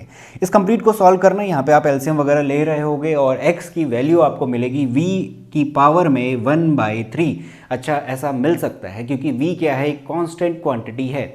अब ऐसा होने के बाद नेक्स्ट स्टेप क्या होता है, नेक्स्ट स्टेप ये होता है कि हम निकाल रहे होंगे d2v अपॉन dx2। अच्छा, ds है हमारे पास, v नहीं है, s है, d2s अपॉन dx2। हम कहाँ तक पहुँच चुके थे, यहाँ तक पहुँच चुके थे। 4x का अगर मैं करता हूँ तो मुझे मिल जाएगा 4, और यहाँ पर अगर x की पावर को मैं ऊपर भेजूंगा तो ये दिखेगा x की पावर -2, तो इसको डिफ्रेंशिएट करने के लिए मेरे पास आएगा -2 4v x की पावर -3 बन जाएगा। तो ये हो जाएगा 4 + 2 8v/x क्यूब। तो मेरे पास जो कुछ भी मिल रहा है वो क्या है, एक पॉजिटिव क्वांटिटी है। आप x क्यूब = क्या रख रहे होगे, यहाँ पे v रख रहे होगे, v से v कैंसिल होगा, 12 मिलेगा, यानी कि मुझे मिल रही है पॉजिटिव क्वांटिटी। और जैसे ही मुझे पॉजिटिव क्वांटिटी मिलेगी, यानी कि इस x = v⁻⁴ पॉइंट पे ये एक मिनिमम फंक्शन बन रहा होगा, जो कि हमारी रिक्वायरमेंट है क्वेश्चन की। तो इस तरीके से इसे सॉल्व करना है। अब एक चीज़ का ध्यान देना, इस वाली बात को जो मैंने लिखा है x = v⁻⁴, अगर मैं क्यूबिंग बोथ साइड करूं तो x³ v लिखा जा सकता है, बिल्कुल लिख सकते हैं। अब मुझे प्रूव करना है कि x बराबर है y के। कहाँ से करेंगे, हमेशा करेंगे यहाँ से, जो चीज़ हमें गिवन रहती है। तो v = कितना है, x² y है, x² y लिख दिया। यहाँ से मेरे पास साफ साफ दिख रहा है कि v = x³ लिख सकता हूँ, तो यहाँ पे लिख देता हूँ x³ = x² y। इससे ये कैंसिल आउट हो जाएगा, x = किसके बराबर आ गया, y के बराबर आ गया। तो जो चीज़ें इस क्वेश्चन ने हमें बोली थी वो 3 बातें मैंने यहाँ पे लिखी थी, और एक एक करके वो सारी की सारी तीनों बातें हमने क्या कर दी, शो करवा दी। हमने मिनिमम भी शो करवा दिया यहाँ से, इस कंडीशन से, सेकेंड डेरिवेटिव टेस्ट से हमने x भी निकाल दिया, और साथ के साथ x बराबर y के है, यानी कि ये क्यूबॉइड एक क्यूब की फॉर्म ले लेगा, ये भी हम शो कर दिया। तो इसी तरीके से हमें हर एक क्वेश्चन को अटेम्प्ट करना है, और बाइफर्गेशन का ध्यान ज़रूर देना। तो इसे नोट करो, इसके बाद मैं एक आखिरी क्वेश्चन और करवाता हूँ। तो वीडियो का आखिरी क्वेश्चन लेते हैं, जो कि मैंने 2020 वाले प्रीवियस ईयर क्वेश्चन में से लिया है, और यहाँ पे हमसे कहता है show that height of a right circular cylinder. अब अगेन जो भी इस तरीके का क्वेश्चन आए उसको ब्रेक करिए 3 पार्ट में। क्या चीज़ गिवन है, कौन सा फंक्शन रहने वाला है, और क्या चीज़ हमें प्रूफ करके लेके आनी है, तो वही सब कुछ हम देखेंगे। तो हमारे पास क्या है, हमें शो करना है कि जो हाइट है एक राइट सर्कुलर सिलेंडर की। तो मैंने सबसे पहले क्या करा है, यहाँ पे एक सिलेंडर ड्रॉ कर दिया ऑफ ग्रेटेस्ट वॉल्यूम। अच्छा, उस सिलेंडर का जो वॉल्यूम है वो क्या रहने वाला है, ग्रेटेस्ट रहने वाला है, इस बात की बात करता है। विच कैन बी, जिसको कि हम इंस्क्राइब कर सकते हैं एक राइट सर्कुलर कोन में, जिसको कि हम एक कोन में रख सके। तो कोन भी मैंने ड्रॉ कर दिया, और अंदर इसके क्या बना दिया, एक सिलेंडर बना दिया of height h and radius r। तो जो कोन है उसकी हाइट और रेडियस हमें गिवन है, जो कि क्या है, h है और r है। इसके बाद कहता है is 1/3 of height of cone. अब देखना, ये जो कंप्लीट लाइन है इस बात का ये मतलब है कि शो करो जो हाइट है राइट सर्कुलर सिलेंडर की, जिसके बारे में फलाना चीज़ें गिवन थी, और कोन के बारे में भी हमें गिवन था, उसकी हाइट हमें किसके बराबर प्रूफ करनी है, 1/3 ऑफ हाइट ऑफ कोन। यानी कि अगर इस केस के लिए मैं नेमिंग देता हूँ, यानी कि मैंने एक सिलेंडर लिया, उसकी हाइट मैंने कैपिटल H रखी, उसकी रेडियस मैंने कैपिटल R रखी है, और जो कोन है उसकी हाइट हमें स्मॉल h गिवन थी, और जो इसकी रेडियस है वो भी स्मॉल r हमें गिवन थी। तो इन सभी बातों में सबसे पहले मैंने लिखा गिवन क्या है, कोन की हाइट और रेडियस, जो कि स्मॉल h और स्मॉल r है। अब यहाँ से देखा कि फंक्शन कौन काम करने वाला है, यानी कि किसे हमें ग्रेटेस्ट या फिर मिनिमम शो करना है। तो जैसा कि मैंने यहाँ पे रीड किया था, ग्रेटेस्ट वॉल्यूम कह रहा था। अच्छा, किसके, सिलेंडर के। तो वॉल्यूम ऑफ सिलेंडर जो कि रहेगा πr²h, इस केस में रहेगा, क्योंकि रेडियस कैपिटल R है और जो हाइट है वो भी कैपिटल H ली हुई है। इसे ही हमें क्या करना है, मैक्सिमम शो करना है। तीसरी चीज़, क्या चीज़ हमें लेकर आनी है, हमें ये लेकर आनी है कि जो हाइट है राइट सर्कुलर सिलेंडर की वो 1/3 रहेगी हाइट ऑफ कोन के बराबर। तो सारी नेमिंग हम ऑलरेडी कर चुके हैं, तो अगर नेमिंग के हिसाब से देखा जाए तो h = h/r हमें प्रूव करना है। स्मॉल h क्या है हमारे पास, हाइट ऑफ कोन है, तो ये चीज़ है। साथ के साथ एक और है, क्या कहता है, and greatest volume of cylinder, और जो भी हमारे पास वॉल्यूम निकलेगा सिलेंडर का जो कि ग्रेटेस्ट होगा, is 4/9 times of volume of कोन। यानी कि इस बात को मैं ऐसा लिख सकता हूँ कि वॉल्यूम ऑफ सिलेंडर हमें लेकर आना है 4/9 ऑफ वॉल्यूम ऑफ कोन के, लिख सकते हैं। तो कुल मिला के ये 2 चीज़ें हमें प्रूफ करके लेकर आनी है। ये रहा मेरे पास फंक्शन, और ये चीज़ हमें गिवन है। अगर आपने हर क्वेश्चन में जो भी इस तरीके का क्वेश्चन है, इन 3 चीज़ों को अलग अलग कर पाओगे तो आपका जो भी आंसर निकलेगा बिल्कुल सही निकलेगा। अब देखना, एक इंपॉर्टेंट हिंट देता हूँ। जब भी आपके पास इस तरीके की फिगर हो, जो क्या है, कोन के अंदर हमारे पास क्या है, सिलेंडर पड़ा हुआ है, तो यहाँ पे जो रिलेशन ड्रॉ करा जाता है वो रिलेशन हमेशा ट्रायंगल की सिमिलैरिटी से करा जाता है। तो ट्रायंगल यहाँ पे लेने होते हैं हमें ABC, जो कि सिमिलर है ADE के, ADE। अब अगर सिमिलर है तो उनके जो साइड्स हैं वो प्रोपोर्शनल रहती है, तो प्रोपोर्शनैलिटी के लिए यहाँ पे क्या ले ली, हाइट ले ली। ये वाला जो ट्रायंगल है ये पूरा का पूरा एच है, यानी स्मॉल एच है, और यहाँ से यहाँ तक का कैपिटल एच है, तो बचा हुआ कितना हो जाएगा, जो ए बी है वो H minus H upon H हो जाएगा, यानी कि पूरे ट्रायंगल की बात हो रहा है जो कि ये है, इक्वल्स टू हमारे पास रेडियस कौन सी है, ये वाली छोटी वाली कितनी है, आर है, कैपिटल आर। तो ये बी सी भी कितना हो जाएगा, स्मॉल आर हो जाएगा, क्योंकि वो क्या है, सिलेंडर की ही रेडियस है। तो कैपिटल आर अपॉन क्या हो जाएगा, स्मॉल आर, जो कि क्या है, कंप्लीट ये है, डी ई है। तो हमारे पास ट्रायंगल की सिमिलैरिटी से ये रिलेशन निकलेगा प्रोपोर्शनल वाला। अब यहाँ से क्या करेंगे, जो कैपिटल आर है उसको फाइंड करेंगे। ये जो स्मॉल आर है और स्मॉल एच है ये तो कांस्टेंट है, तो आर को ही हम क्या कर रहे होंगे, एक दूसरे के रिस्पेक्ट में निकाल रहे होंगे। तो आर को हमने निकाल दिया कैपिटल एच के रिस्पेक्ट में, और बाकी सारी चीज़ें जो भी दिख रही हैं वो सब कांस्टेंट है, तो 1 मार्क कर दिया।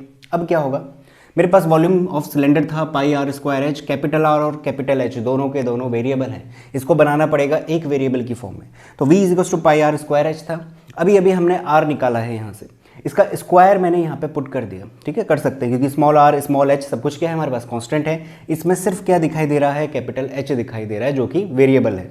अब क्या करोगे आप, v इज इक्वल टू मैंने यहाँ पे पाई एच जो ये कैपिटल एच था इसको अंदर मल्टीप्लाई कर दिया, ये जो आर स्क्वायर अपॉन एच है इन सबको बाहर ले लिया, इसको अंदर मल्टीप्लाई करा और h माइनस एच का होल स्क्वायर का फॉर्मूला ओपन करा, और सबको ओपन करके हमारे पास कुछ इस तरीके की फॉर्म दिख रही है। अब क्या कर दिया, dv upon D H, capital H की बात करूं क्योंकि वही इसमें वेरिएबल है तो उसको डिफरेंशिएट कर दिया, ये तो कांस्टेंट है बाहर रहेगा, इस पूरे का डिफरेंशिएट करेंगे हो जाएगा 3h स्क्वायर, यहाँ पे h का 1 हो जाएगा तो यहाँ पे बच जाएगा प्लस का एच स्क्वायर, और यहाँ से हमारे पास बचेगा माइनस का 4h capital H is equal to 0 के बराबर। अब यहाँ से क्या कर रहे होंगे, कैपिटल एच की वैल्यू निकाल रहे होंगे, तो इस पूरे को कंप्लीट उधर भेजा, 0 हो गया। ये जो फॉर्म बनी है ये कंप्लीट क्या है, एच के रिस्पेक्ट में, कैपिटल एच के रिस्पेक्ट में क्या है, क्वाड्रेटिक फॉर्म है या नहीं है, बिल्कुल है। तो वही मैंने क्वाड्रेटिक फार्मूला का यूज़ करते हुए दो वैल्यू मेरे पास आई, एक स्मॉल h और h/3। जो स्मॉल h वाली वैल्यू है उसको डिस्कार्ड कर देंगे क्योंकि हमारे पास जो हाइट है किसकी, कोन की और सिलेंडर की, वो इक्वल नहीं रह सकती, तभी तो वो इंस्क्राइब रहना चाहिए वहाँ पे। तो h इज इक्वल्स टू हम क्या ले रहे होंगे, स्मॉल h अपॉन 3, तो ये हमारे पास मिला। अच्छा, हमें प्रूफ क्या करना था, capital H is equals to h/3, वो चीज़ मिल रही है, वो रिलेशन मिल रहा है, बट अभी थोड़ा ये क्या है, अधूरा है। क्यों अधूरा है, क्योंकि हमने यहाँ पे ये जो फंक्शन है इसे अभी तक मैक्सिमम शो नहीं करा है, तो हम क्या निकालेंगे अब, d2v अपॉन dh2 निकालेंगे, इसी को डिफ्रेंशिएट करा मैंने, तो यहाँ पे 6h माइनस 4h बन रहा है।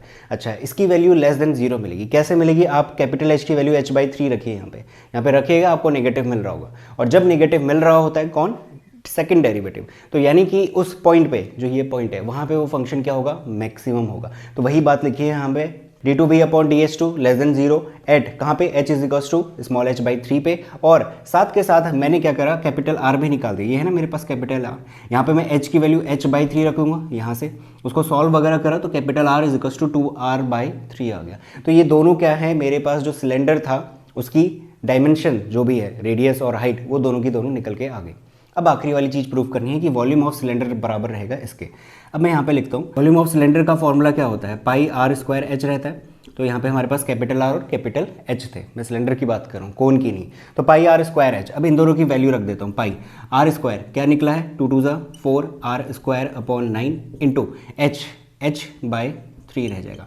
अब यहाँ से हमसे बोला था 4/9 टाइम्स ऑफ वॉल्यूम ऑफ कोन आना चाहिए, तो 4/9 मुझे दिख रहा है, मैं इसको बाहर ले लेता हूँ। अगर 4/9 मैंने बाहर ले लिया तो अंदर क्या बच जाएगा, 1/3 pi R square H, small R और स्मॉल एच रहेगा, जो कि क्या है, वॉल्यूम ऑफ कोन है।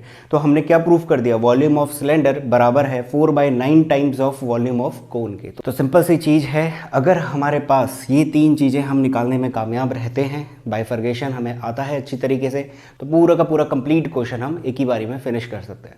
तो इसे नोट करिए, इसके बाद मैं मिलता हूँ नेक्स्ट वीडियो में जहाँ पे हम इंटीग्रेशन शुरू कर रहे होंगे।